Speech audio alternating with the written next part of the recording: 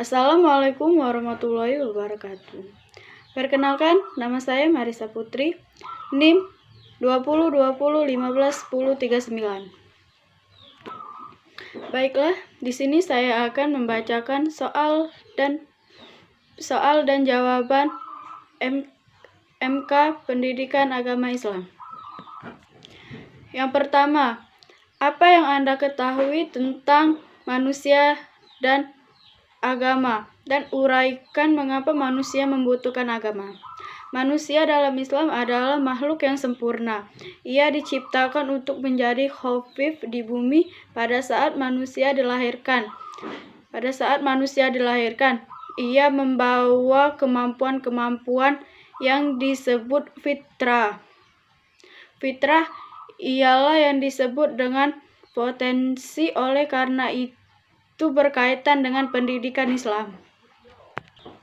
Sedangkan agama merupakan sumber akidah, keyakinan, dan tata cara manusia untuk hidup. Sebagai manusia dipercaya akan Tuhan-Tuhannya, akan baiknya, dan mendahulukan akal dari setiap perbuatan. Kenapa manusia membutuhkan agama dalam kehidupan sehari-hari? Agama merupakan hal yang terpenting untuk dianut oleh setiap individu. Agama merupakan sumber moral karena agama mengajarkan iman kepada Tuhan dan kehidupan akhirat, serta karena adanya perintah dan larangan agama. Soal yang kedua, apa yang menjadi sumber ajaran agama Islam? Yang pertama, Al-Quran. Al-Quran adalah kumulia yang berisi firman-firman Allah yang diwahyukan kepada Nabi Muhammad SAW sebagai salah satu mukjizat melalui perintah malaikat Jibril.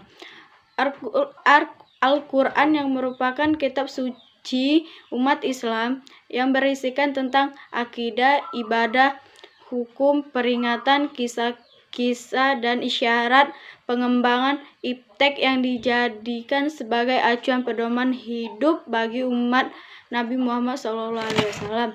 Yang kedua, hadis atau al-sunnah merupakan kebiasaan yang dilakukan oleh Rasulullah SAW, baik dari segi perkataan, perbuatan, maupun ketetapan atau persetujuan Rasulullah terhadap apa yang dilakukan oleh para sahabatnya. Berfungsi untuk memperjelas, menafsirkan isi atau kandungan dari ayat Al-Quran, memperkuat pernyataan dan ayat Al-Quran, serta pengembangan sesuatu yang samar bahkan tidak ada ketentuan dari Al-Quran. Yang ketiga ialah ijtihad. Ijtihad yaitu penggarahan segala kemampuan berpikir secara maksimal untuk mengeluarkan syair dan dalil-dalil syarah, yaitu Al-Quran dan hadis. Soal yang ketiga, apa itu kerangka ajaran Islam? Kerangka ajaran Islam adalah aturan-aturan Allah yang terdapat dalam kitab Allah dan sunnah Rasulullah SAW yang meliputi pemerintah, larangan, serta pertunjukan supaya menjadi pedoman hidup kehidupan manusia guna kebahagiaan di dunia dan akhirat. Kerangka ajaran Islam dibagi menjadi 3, yaitu yang pertama akidah. Akidah adalah sistem keyakinan yang mendasari seluruh aktivitas Muslim. Ajaran Islam berisikan tentang apa saja yang mestinya dipercayai, diyakini, dan diamati oleh setiap Muslim. Karena agama Islam bersumberkan kepada kepercayaan dan keimanan kepada Allah SWT, maka akidah merupakan sistem kepercayaan yang mengikat manusia pada Islam.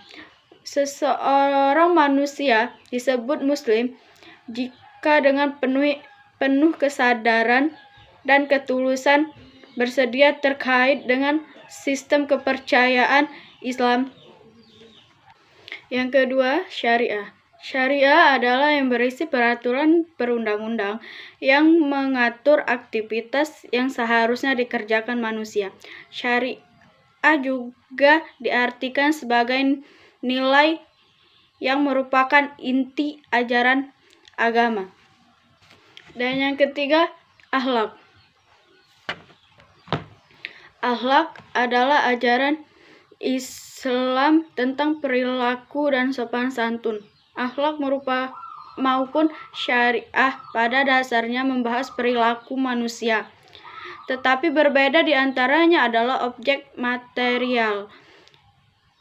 Syariah melihat perbuatan manusia dari segi hukum, yaitu wajib, sunnah, makruh, dan haram. Sedangkan akhlak melihat perbuatan manusia dari segi nilai etika, yaitu perbuatan baik dan buruk. Soal yang keempat, apa ruang lingkup kajian akidah?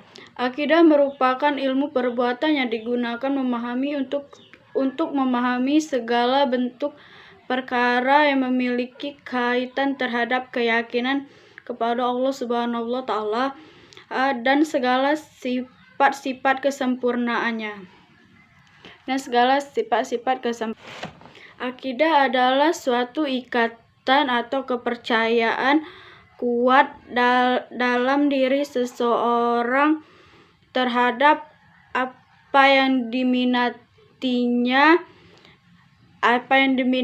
dalam Islam. Akidah merupakan kemampuan kepada Allah Subhanahu wa Ta'ala berserta sifat-sifatnya. Secara bahasa, akidah diartikan sebagai ikatan dan keyakinan.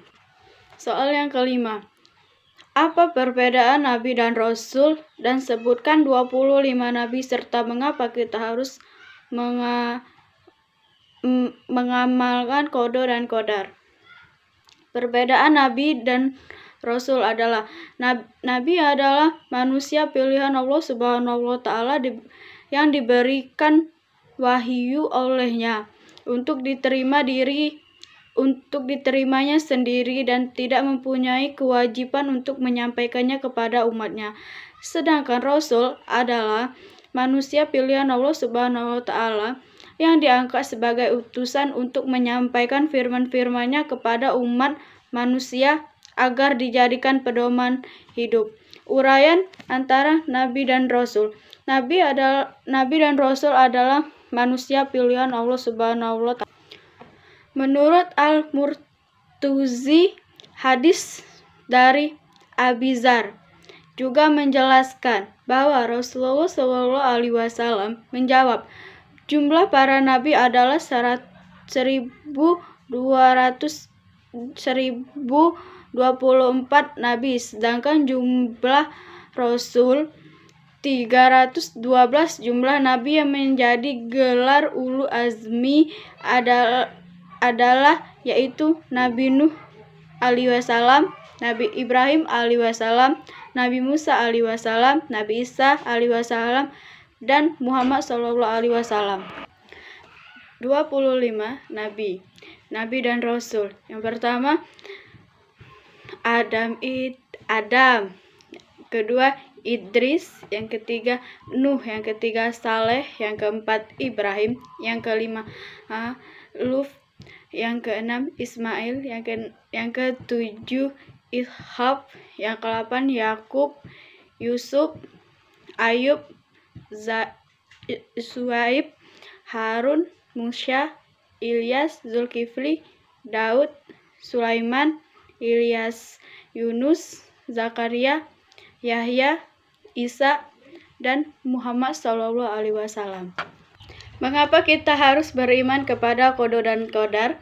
Disebabkan karena apabila seseorang muslim tidak mempercayai salah satu hal saja yang terdapat dalam rukun iman, maka seseorang muslim tidak dapat dinyatakan sebagai orang yang beriman sesuai dengan hadis An-Nisa ayat 57 yang berbunyi, dan orang-orang yang beriman mengajarkan amalan-amalan yang saleh, kelak akan kami masukkan mereka ke dalam surga yang di dalamnya mengalir air. Berikut